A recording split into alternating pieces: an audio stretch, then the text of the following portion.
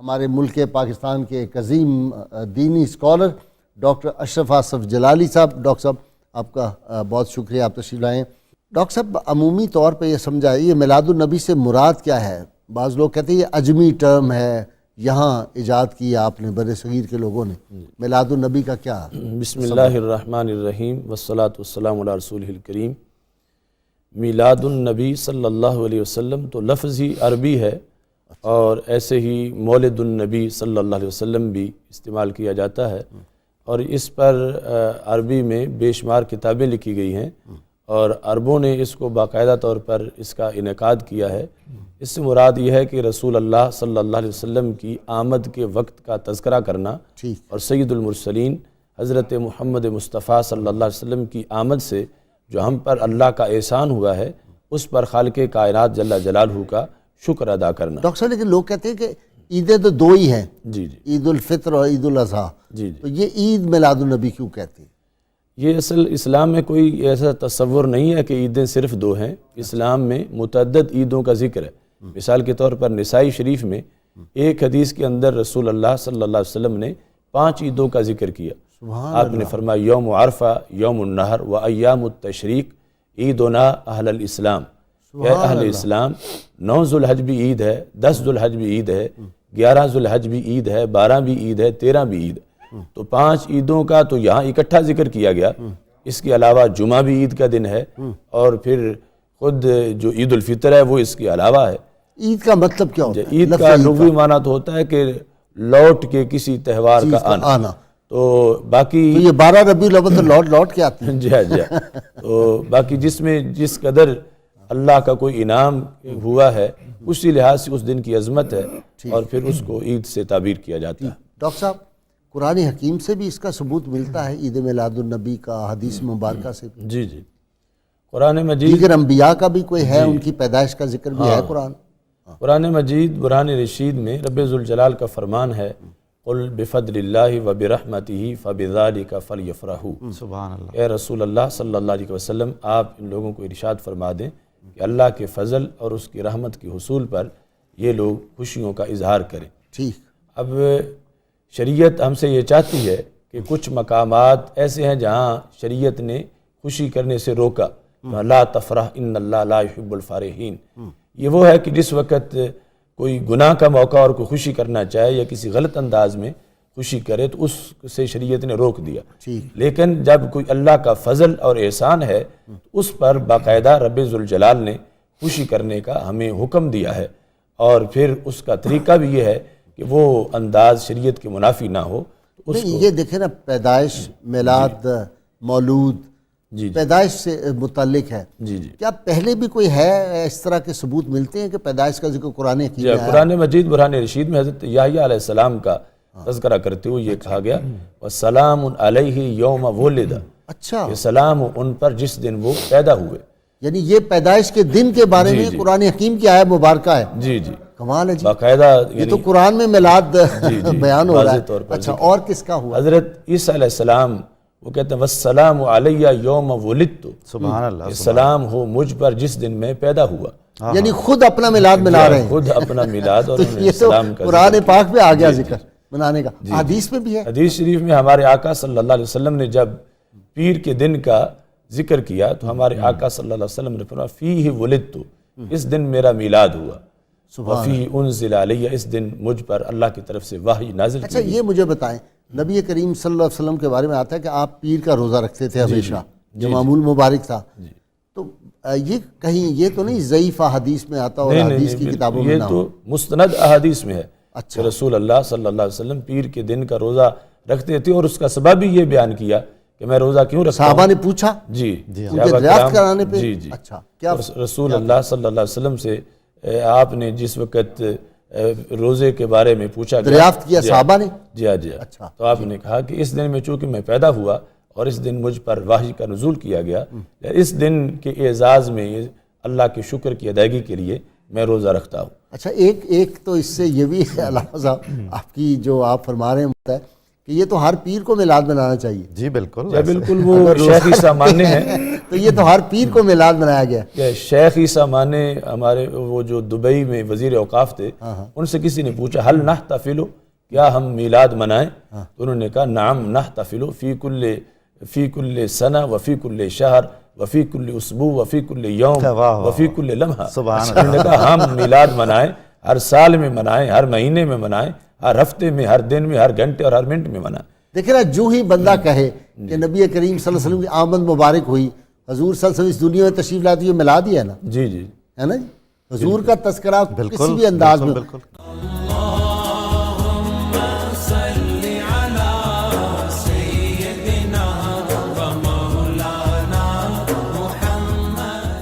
Welcome back ناظرین. ناظرین کرام، ہم ذکر کر رہے تھے میلاد النبی اور عید میلاد النبی صلی اللہ علیہ وسلم کا.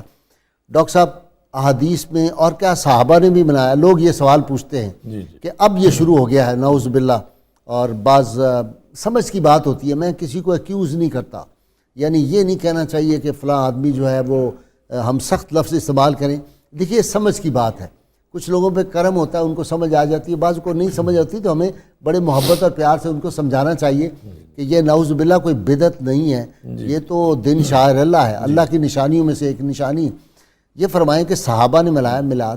اس سلسلے میں صحیح مسلم شریف میں بڑی مستند حدیث موجود ہے. جی. بہقی نے اس کو شعب ایمان کے اندر بھی ذکر کیا ہے کہ ایک موقع پر مسجد نبوی شریف میں ایسا ہی اجتماع منعقد تھا، تو ہمارے آقا صلی اللہ علیہ وسلم جب وہاں تشریف لائے تو آپ نے صحابہ کرام رضی اللہ تعالی عنہم سے پوچھا ما اجلسکم، یہ جلسہ کیسا ہے، یعنی کس محبت نے تمہیں بٹھا رکھا ہے، موضوع سخن کیا ہے. وہ تو فرش پہ بیٹھ کے عرش کی خبریں دیتے ہیں، سبحان اللہ. لیکن آپ کے پیش نظر حکمتیں یہی تھیں کہ آج ہمارے میرے لیے سے میرے صحابہ جو جواب دیں گے میں تصدیق کروں گا، تو وہ قیامت تک کے لوگوں کے لیے ایک جواب بن جائے، تعلیم بن جائے، تعلیم ان کی ہو جائے گی. تو ہمارے آقا صلی اللہ علیہ وسلم نے جب یہ پوچھا تو صحابہ کرام رضی اللہ تعالی عنہم نے جواب دیا کہ جلسنا ندعو اللہ ونحمدہ علی ما ہدانا لدیننا ومن علینا بک.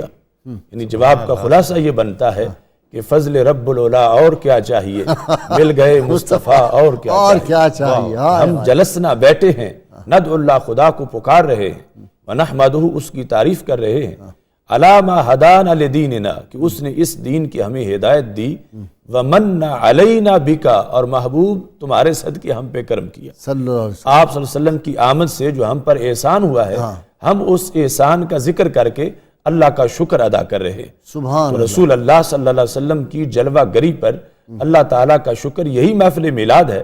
صحابہ کرام رضی اللہ تعالیٰ عنہم جب اس موضوع کی محفل کا انعقاد کر رہے تھے، وہ جلسہ نہ فضائل نماز کا تھا، نہ مسائل زکوٰۃ کا تھا، کہ رسول اللہ صلی اللہ علیہ وسلم کی آمد پر اللہ کے شکر کی ادائیگی کا جلسہ تھا. تو ہمارے آقا صلی اللہ علیہ وسلم نے جب یہ جواب سنا تو آپ صلی اللہ علیہ وسلم نے صحابہ سے باقاعدہ اس پر حلف لیا کہ واقعی تم اس مقصد کے لیے بیٹھے ہوئے تھے. تو صحابہ کرام رضی اللہ تعالیٰ عنہم نے باقاعدہ قسم اٹھائی، واللہ ما جلسنا الا لذالک، خدا کی قسم ہم اسی مقصد کے لیے بیٹھے ہوئے تھے، ہمارا اور کوئی مقصد نہیں تھا.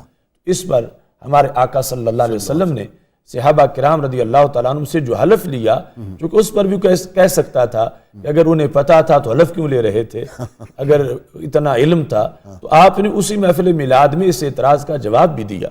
فرمایا لم استحلفکم تہمہ، جو میں نے آپ سے حلف لیا ہے وہ شک کی بنیاد سے حلف نہیں لیا، مجھے یقین تھا کہ جو تم نے بتایا واقعے کے مطابق وہی ہے، لیکن اصل میں تمہارا ایک انعام آیا ہوا تھا میرے پاس، میں اس کو بانٹنے سے پہلے تم سے اقرار کروا رہا تھا.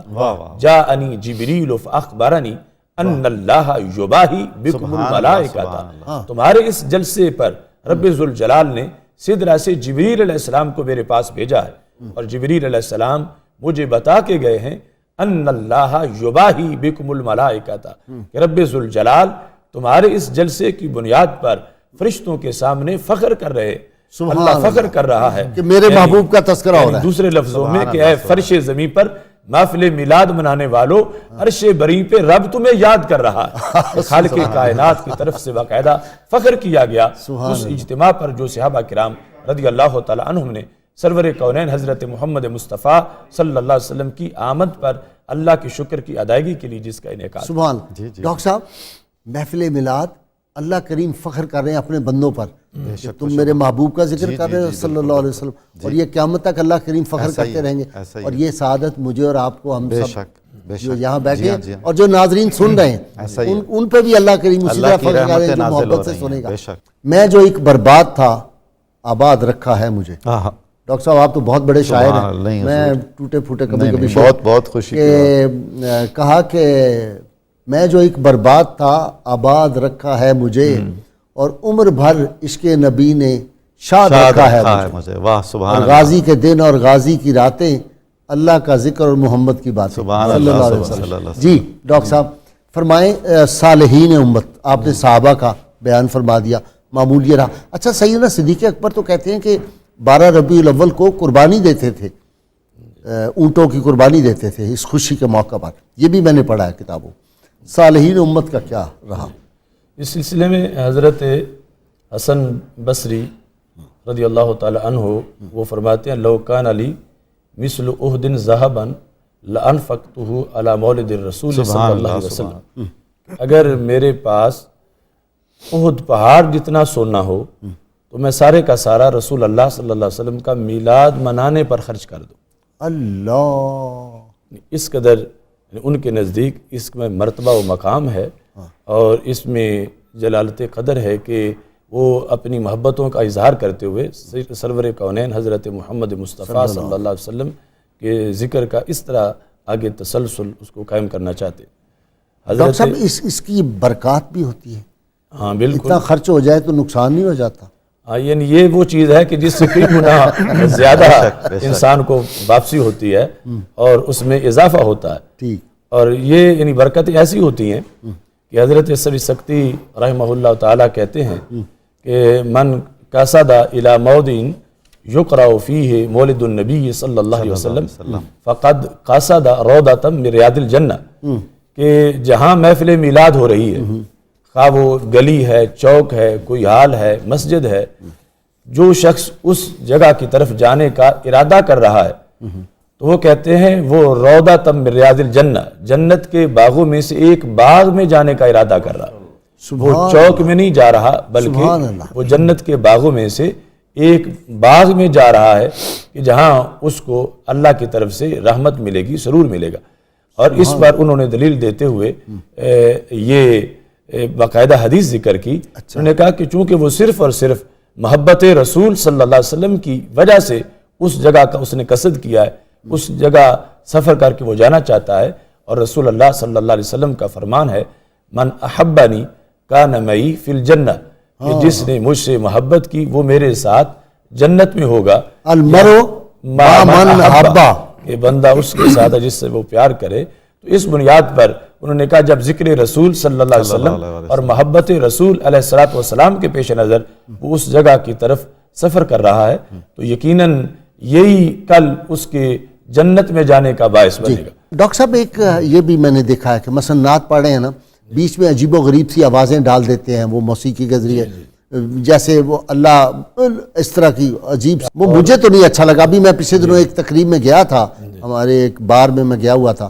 تو مجھے تو بہت عجیب لگا. وہ یہ جو ڈاکٹر صاحب پیچھے مختلف آوازیں مکس کر دیتے ہیں, یہ بھی درست نہیں ہے. اس پر ہم نے فتویٰ دیا تھا, پرنٹ کر کے شائع کیا, تقسیم کیا. مجھے تو بڑی تکلیف ہوئی. 7-8 سال پہلے سے دیکھیں نا, سیدنا حسان بن ثابت, عبداللہ بن رواحہ رضی اللہ تعالیٰ, حضرت کعب, سبحان اللہ اکبر, کتنے بڑے نعت خوان, نعت گو, شاعر.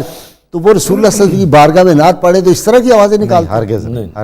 ہاں ڈاکٹر صاحب, یہ جو لوگ چیخ کے تقریریں کرتے, اتنی اونچے کان پھٹتے ہیں, میرا خیال یہ بھی ٹھیک نہیں. آپ جیسا انداز رہنا چاہیے. ڈاکٹر اشرف آصف جلالی صاحب, آپ کا بہت شکریہ, آپ تشریف لائے.